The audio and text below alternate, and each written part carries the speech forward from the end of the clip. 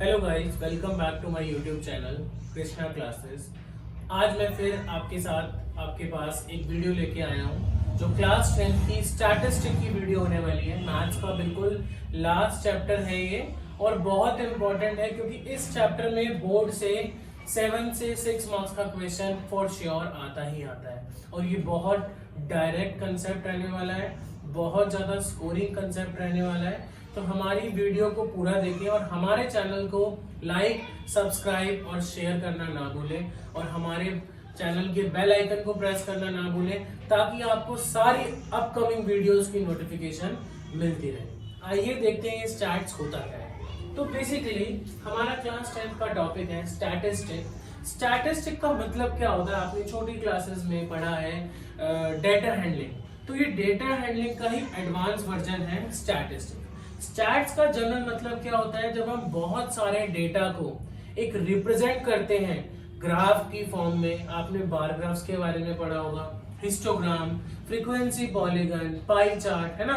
तो स्टैट्स का मतलब क्या है? स्टैट्स का मतलब है जब आप बहुत बड़े बड़े डेटा को एक इजी वे में रिप्रेजेंट करते हो तो उसको हम क्या बोलते हैं? स्टैटिस्टिक्स बोलते हैं। ओके, पर यहाँ पे स्टैट्स थोड़ा सा डिफरेंट होने वाला है।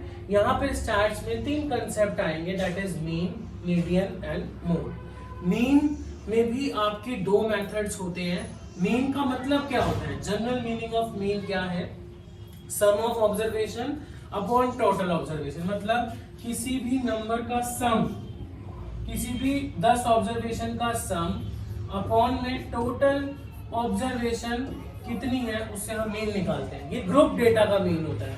बट हमारे बोर्ड में मीन निकालने के लिए, मोड निकालने के लिए और मीडियन निकालने के लिए अलग अलग पर्सपेक्टिव से क्वेश्चंस पूछे जाते हैं। तो सबसे पहला टॉपिक जो मैं आज डिस्कस करने वाला हूँ वो मैं करने वाला हूँ, हमारा टॉपिक रहेगा आज का, वो है हमारा मीन। मीन का मतलब होता है कितनी हमारी ऑब्जर्वेशन है, मतलब कितने हमारा डेटा है, उसकी मीन वैल्यू कितनी है, एवरेज वैल्यू कितनी आती है, उसको हम बोलते हैं मीन। तो एक बहुत आसान सा कंसेप्ट है और बहुत आसान सा फॉर्मूला है मीन कैलकुलेट करने का, जो मैं आपको बताने वाला हूं। आज का मेथड और आज का जो फॉर्मूला होने वाला है वो है assumed mean method.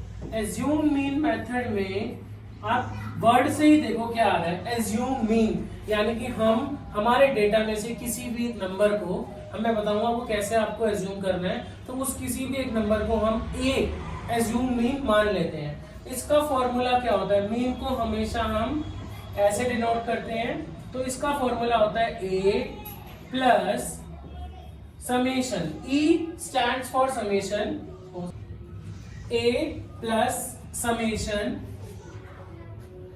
A plus summation F I D I upon summation F I. यहां पर जो मेरा ए है, A stands for assumed mean, जिसको आपने मीन माना है।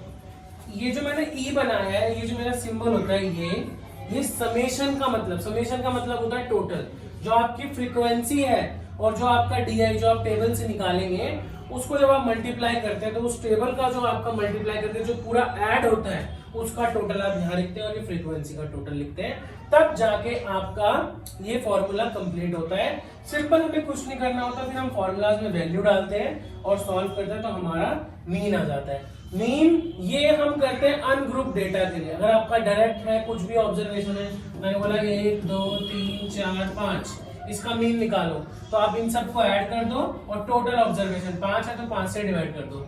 3 3 6 6 4 10 और 10 और 5 15, तो 15/5 हो गया 3। ये डायरेक्ट मेथड है, ये छोटे डेटा के लिए यूज करते हैं, बट ये फॉर्मूला हम बड़े बड़े डेटा के लिए यूज करते हैं। हमारी नेक्स्ट वीडियो में मैं आपको बताऊंगा कि हम इस मेथड का यूज करके हमारा क्वेश्चन कैसे सॉल्व करते हैं। तो हमारे चैनल को लाइक, सब्सक्राइब, शेयर करना ना भूलें और हमारी वीडियोस ऐसे ही देखते रहें और सपोर्ट करते रहें। Thank you.